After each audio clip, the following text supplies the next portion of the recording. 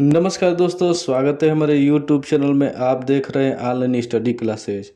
पिछली क्लास में हम आपको मगध साम्राज्य बता रहे थे। मगध साम्राज्य पर कुल 7 राजवंशों ने शासन किया था, जो इस प्रकार है। पहला वंश है हर्यंक वंश, शिशुनाग वंश, नंद वंश, मौर्य वंश, शुंग वंश, कण्व वंश, सातवाहन वंश। ये 7 राजवंशों ने मगध साम्राज्य पर शासन किया था और इनको याद करने का ट्रिक है हसीन मसूक शाह। ठीक है दोस्तों, तो आपको बता रहे थे नंद वंश। नंद वंश का अंतिम शासक धनानंद था और उसी के समय में भारत पर 2 महत्वपूर्ण विदेशी आक्रमण हो जाते हैं और इन्हीं आक्रमणों के बारे में पढ़ना है। ठीक है, सबसे पहला आक्रमण फारस, वर्तमान ईरान, हखमनी के शासक डेरियस प्रथम द्वारा किया जाता है। और दूसरा आक्रमण मकदूनिया के शासक सिकंदर, जो बहुत ही शक्तिशाली शासक था, वो भी भारत पर आक्रमण करता है। अब देखिए, इत्तेफाक की बात है कि दोनों आक्रमण जो है भारत के एक ही डायरेक्शन, जो अफगानिस्तान वाला डायरेक्शन है, हिंदुकुश पर्वत वाला, उसी डायरेक्शन से दोनों आक्रमण होता है भारत पे। ठीक है, तो ये दोनों आक्रमण जब एक ही रास्ते से आएंगे तो कहीं ना कहीं किसी न किसी पॉइंट पर एक दूसरे को मिलना तय ही है। तो दोनों अफगानिस्तान के एरिया में ये दोनों आपस में मिल जाते हैं। आपस में इन दोनों शासकों की लड़ाई होती है, युद्ध होता है। तो फारस के जो शाहदारा थे वो हार जाते हैं और उनकी बेटी, शाहदारा की बेटी रुखसाना से सिकंदर विवाह कर लेता है। ठीक है, तो अब ये दोनों शासक एक में मिल जाते हैं। फिर दोनों मिलकर के भारत पे आक्रमण करते हैं। आक्रमण करते करते वो गांधार तक पहुंच जाते हैं। कहाँ तक? गांधार तक, जो महज जम्मू कश्मीर के पास में है गांधार, वहां तक पहुंच जाते हैं। जब वहां तक पहुंच जाते हैं गांधार तक, तो गांधार में एक तक्षशिला विद्यालय है। वहां के एक प्रोफेसर थे जिनका नाम था चाणक्य। चाणक्य को पता चलता है कि हमारे भारत पर आक्रमण हो गया है और वो गांधार तक आक्रमण करते करते आ गए हैं। तो चाणक्य वहां से जाते हैं मगध, और मगध पर शासन कर रहे थे उस समय धनानंद। तो धनानंद के राज दरबार में जाते हैं और बोलते हैं कि हे महाराज, हमारे भारतवर्ष पर आक्रमण हो गया है, हमारे भारत पर आक्रमण हो गया है, हमारे मगध पर आक्रमण हो गया है और बहुत ही भयावह आक्रमण है, बहुत ही क्षति होने वाला है और हम लोग हार जाएंगे, कृपया कुछ उपाय कीजिए। तो ये धनानंद को आपको बताए थे पिछले वीडियो में कि धनानंद बहुत ही क्रूर और निरंकुश शासक था। क्या था? बहुत ही क्रूर और निरंकुश शासक था। वो क्या करता है कि चाणक्य के पास चोटी रहती है, उसी चोटी को पकड़कर और खिंचवाता है और बीच सभा में ले जा करके चाणक्य को बहुत ही बेइज्जती करता है। कहता है कि हमारे पास इतनी विशाल सेना है, हम बहुत शक्तिशाली है, हमको क्या कोई हरा पाएगा। और ऐसे ऐसे कुछ शब्दों बोल करके वो चाणक्य को, धनानंद जो है चाणक्य को बेइज्जती करते हैं, मानहानि होती है चाणक्य को। चाणक्य वापस चले जाते हैं। ठीक है, जब वापस जा रहे होते हैं तो चाणक्य के पास एक उनका शिष्य था, चंद्रगुप्त मौर्य, छोटा बालक था। तो चंद्रगुप्त मौर्य कहता है कि जो किसी को नुकसान करता है तो वो किसी को बना भी सकता है, और वह चंद्रगुप्त मौर्य को बहुत ही महत्वपूर्ण शासक के रूप में सृजन करता है, तैयार करता है। और इधर सिकंदर किया रहता है, सिकंदर आक्रमण किया रहता है गांधार पर। तो गांधार का एक शासक थे आंभिक, गांधार के राजा थे उस समय आंभिक। आंभिक को पता था कि सिकंदर बहुत ही विश्व विजेता है, बहुत ही शक्तिशाली है। तो बिना युद्ध किए ही वो स्वाधीनता स्वीकार कर लिए।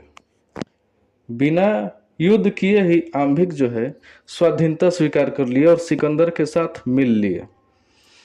उसके बाद से और आगे आते हैं तो भारत के करीब पंजाब क्षेत्र है, जो इस समय वर्तमान में पाकिस्तान जो क्षेत्र है, पंजाब क्षेत्र पाकिस्तान में भी पंजाब का एरिया था, तो वहाँ तक पहुँच जाते हैं। तो पंजाब के एक राजा थे पोरस, पोरस का सामना करना पड़ता है सिकंदर का।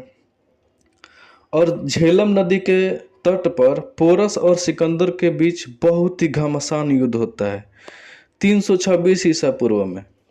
326 ईसा पूर्व में पंजाब के राजा पोरस और सिकंदर के बीच में झेलम नदी पर बहुत ही घमासान युद्ध होता है। और यही झेलम नदी पर सिकंदर और पोरस का युद्ध जो होता है, इसी युद्ध को बितस्ता का युद्ध या हाई डेस्पीज का युद्ध भी कहते हैं। बितस्ता का युद्ध, हाई डेस्पीज का युद्ध, इतिहास में आप लोग पढ़े होंगे। बहुत ही महत्वपूर्ण युद्ध है। पूछता है कि किसके किसके बीच में हुआ था, तो सिकंदर और पोरस के बीच में हुआ था। बाद में पोरस हार जाते हैं सिकंदर से, और सिकंदर जो है एक काम करता है, वो अपनी पत्नी रुखसाना से पोरस के हाथों में राखी बंधवाता है। उसके बाद से भारत पर आक्रमण करने के लिए आगे और बढ़ता है। आगे बढ़ते बढ़ते आता है तो एक नदी पड़ती है बीच में, ब्यास नदी।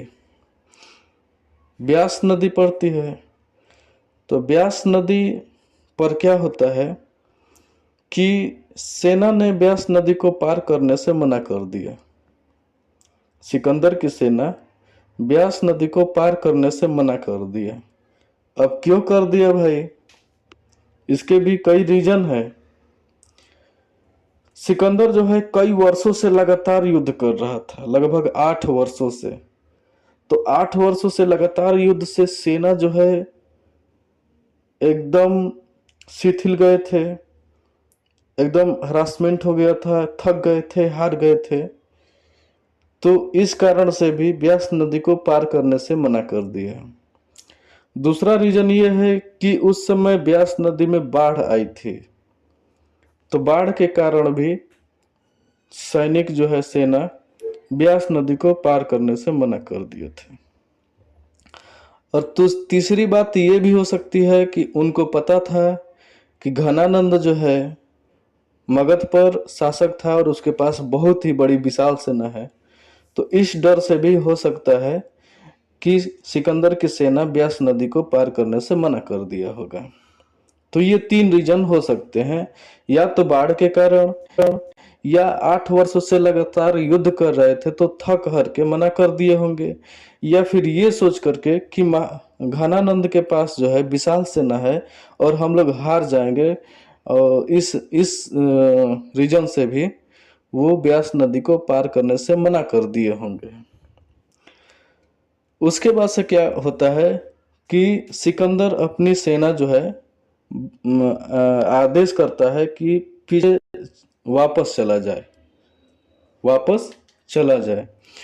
तो उसके बाद से सिकंदर जो है थल सेना का नेतृत्व कर रहा था। 2 सेनाएं थी सिकंदर के पास, एक था थल सेना, एक था जल सेना। तो सिकंदर खुद ही थल सेना का नेतृत्व कर रहा था और वापस जाने लगा। और थल सेना का सेनापति था सेल्यूकस निकेटर। कौन था? Seleucus Nicator. और जल सेना का सेनापति था निर्याकस। तो ये सब लेकर के अपना वापस चल दिए, सेना को लेकर के वापस पश्चिम की तरफ जाने लगे, इराक की तरफ। कहाँ के? इराक की तरफ जाने लगे। तो उसी समय 323 ईसा पूर्व में तो आक्रमण हुआ था, उसी समय जा रहा था, रास्ते में अभी इराक तक पहुंचा था। इराक के एक बेबीलोन शहर है, वहां तक पहुंचा था। तो बेबीलोन में ही सिकंदर की मृत्यु हो जाती है। अभी ज्यादा दिन तक युद्ध करेगा, वो थक गया था, वो भी बीमार पड़ गया था।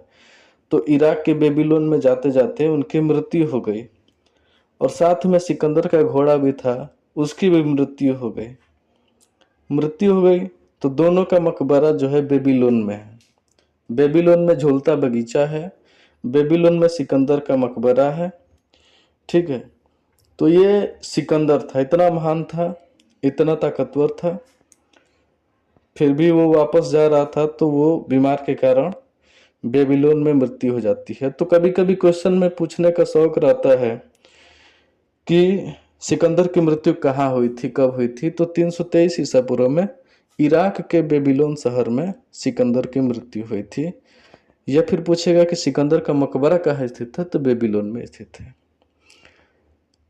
और इधर सिकंदर की मृत्यु होती है और उधर क्या होता है कि चंद्रगुप्त मौर्य को शासक बना देता है कौन?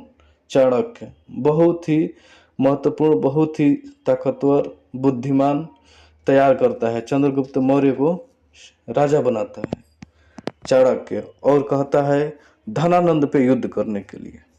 ठीक है, तो अगले वीडियो में आपको बताएंगे किस प्रकार से धनानंद को हरा करके चंद्रगुप्त मौर्य जो है मगध पर नंद वंश की जगह पर मौर्य वंश की स्थापना करता है। ठीक है दोस्तों, अगले वीडियो में पढ़ा जाएगा।